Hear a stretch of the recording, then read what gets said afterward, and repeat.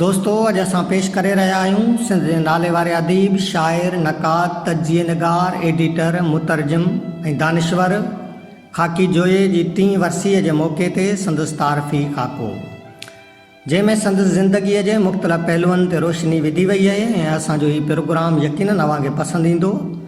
साथियो, असांजो हीउ प्रोग्राम आख़िर ताईं ॿुधिजो ऐं सिंध जे हिन खाउड़ी इंसान बाबति ॼाण हासिलु कजो।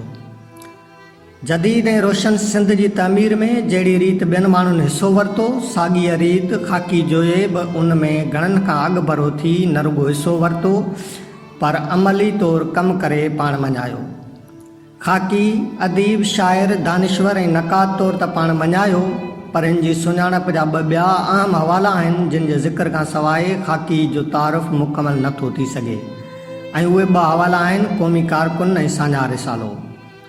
ख़ाकी हिकु क़ौमी कारकुन तौरु मुतहरिक रहियो पर हुन कॾहिं बि उहिदनि जी लालच न कई। साॻीअ रीति साझा रिसालो संदसि इश्क़ हो, जंहिं सां पाण 25 सालनि ताईं लगातार नातो निभायो ऐं आख़िर में जॾहिं कंपोज़र रिसालो कंपोज़ करण खां इनकार कयो त पाण उमिरि जे आख़िरी हिसे में कंप्यूटर सिखियो ऐं साझा जो हिकु शुमारो पधिरो कयाई।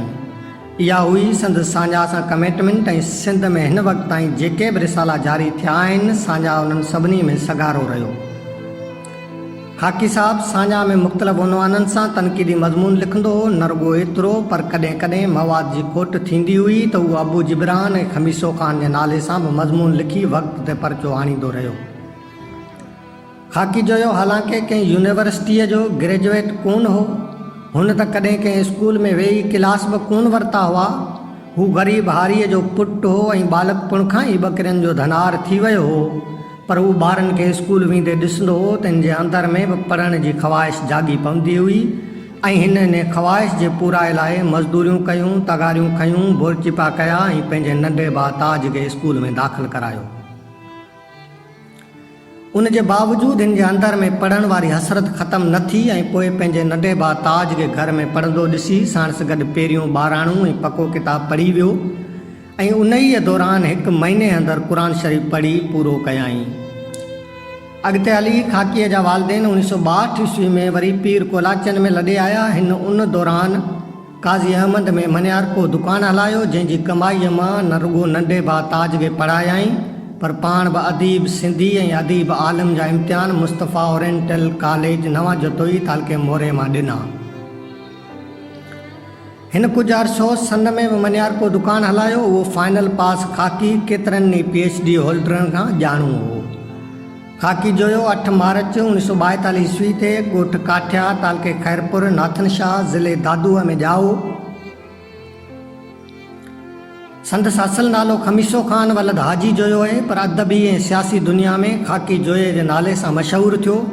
कुझु अरसे लाइ हिन ख़याम जे तख़ल्लुस सां शाइरी बि कई हुई। संदसि शाइरी इनकलाब ऐं रोमांस जो संगम आहे। हिन केतिरा ई तवील नज़म लिखिया जिन खे सॼी सिंध में भरपूर मोट मिली। संदसि शाइरीअ मुतालिक़ डॉक्टर फ़हमीदा हुसैन जी हीअ राय अहमियत जोगी आहे। ख़ाकी जोए जी शाइरीअ में पंहिंजे दौर, पंहिंजे अहद जे साझा सां गॾु फ़िलसफ़े जी हल्की आमेज़िश आहे, अख़लाक़ी जुरत बि आहे, लतीफ़ जे फ़िक्र, फ़िलसफ़े, ॿोलीअ जो असर बि आहे त शेख अयाज़ वांगुरु इनकलाब जी आस बि आहे। अहिड़ीअ तरह शाइरीअ सां गॾु संदसि नसर बि सगारो आहे। ख़ाकी जीअं त क़ौमी सियासत में तरक़ी पसंद ख़्यालनि जो प्रचार करियो आहे, इन करे हिन जो नज़रियाती सफ़र प्रोग्रेसिव GSN पार्टी, वतन दोस्त इनकलाबी पार्टी ऐं GSN तरक़ी पसंद पार्टीअ खां शुरू थियो, पर उते हिन जी तरक़ी पसंद क़ौमी सोच ऐं फ़िक्र जी उञ न लथी। इन करे हिन साईं GM सैदे लाॾाणे खां पोइ ठहियल GSN क़ौमी महाज़ में न सिर्फ़ु शिरकत कई पर मिड़नी धुड़नि खे यकजा करे जिस कम जो बुनियादु विझण में बि अहम किरदारु अदा कयो। उनखां पोइ जॾहिं GSN क़ौमी महाज़ 2 हिसनि में विराइजी वियो त हिन क़ौमी तारीख़ सां पंहिंजी वाबस्तगी त बरक़रार रखी पर अमली तौरु कंहिंजो हिसो न बणियो ऐं पंहिंजो कमु कंदो रहियो। ख़ाकी तज्ज़िये निगार बि मञियल हो। साझा में छपियल संदसि तज्ज़िया तारीख़ जो बहितरीनु रिकॉर्ड आहिनि। साॻीअ रीति ख़ाकी साहब जिन शख़्सियतनि जा साझा में इंटरव्यू हलाया उहे बि तारीख़ी हैसियत रखनि था। उन्हनि खे जेकॾहिं किताबी सूरत ॾिजे त नए नस्ल जी सुठी रहनुमाई थी सघे थी। सिंध जे हिन बेलोस ख़िदमतगार शाइरी, अदब, तनक़ीदूं, तज्ज़िया ऐं तर्जमे समेत 30 खां मथे किताब लिखिया, जिन मां कुछ किताब अबू जिब्रान जे नाले सां पिणु छपियल आहिनि, जिन जो विचूर हिन रीत आहे।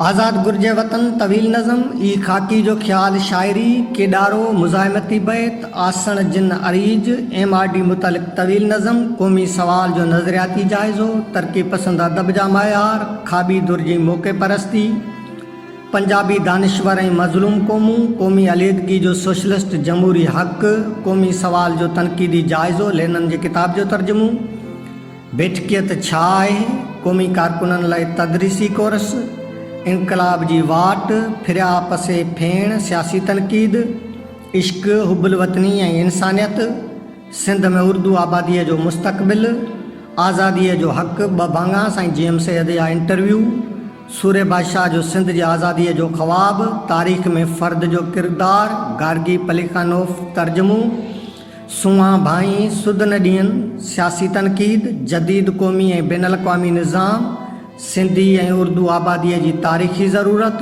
अदब जो क़ौमी किरदार, तंज़ीमकारीअ जा उसूल, उर्दू आबादी साईं GM सैयद जी नज़र में, सोशल शाउनिज़म ऐं मज़लूम क़ौमूं, वतन ऐं क़ौम जी सियासत, तारीख़ी अमल जी रुहानी ज़िंदगी तर्जुमो, वेगाणप जो फ़िलसफ़ो, जिन पढ़ायो पाण आत्मकथा शामिल आहिनि।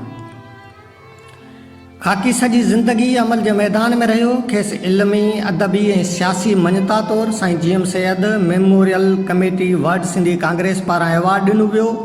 संदसून एवॉर्ड वारी तक़रीब में ख़िताब कंदे नाले वारे दानिश्वर अब्दुल वाहिद आरी सर चयो हो त खाकी जोए सिंध जे नक्शे जेतिरो लिखियो आहे।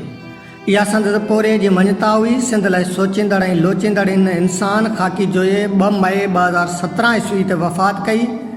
संदसि विछोड़े खां पोइ संदसि नंढे भाउ ताज जोए इंसानी ज़मीर जो आवाज़ खाकी जोयो जे नाले सां हिकु किताब तरतीब ॾेई छपायो आहे, जंहिंमें खाकी साहब जे चाहींदड़नि जा मज़मून ऐं तासिर शामिल आहिनि।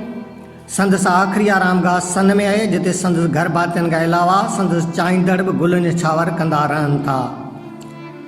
दोस्तो, असांजी हीअ वीडियो पसंदि अचे त ज़रूरु शेयर कजो ऐं असांजे हिन YouTube channel voice of Indus TV खे ज़रूरु सब्सक्राइब कजो, त जीअं असां हिन सफ़र में अञा अॻभरा थी कमु करे सघूं। असांखे अव्हां जे साथ जी ज़रूरत आहे। अव्हां जो साथ असांजा हौसला वधाईंदो। अव्हां सभिनी जी महिरबानी। ऐं हाणे अव्हां पंहिंजे मेज़बान अली नवाज़ आरी सर खे ॾींदा इजाज़त। सिंध सलामत, साथ सलामत।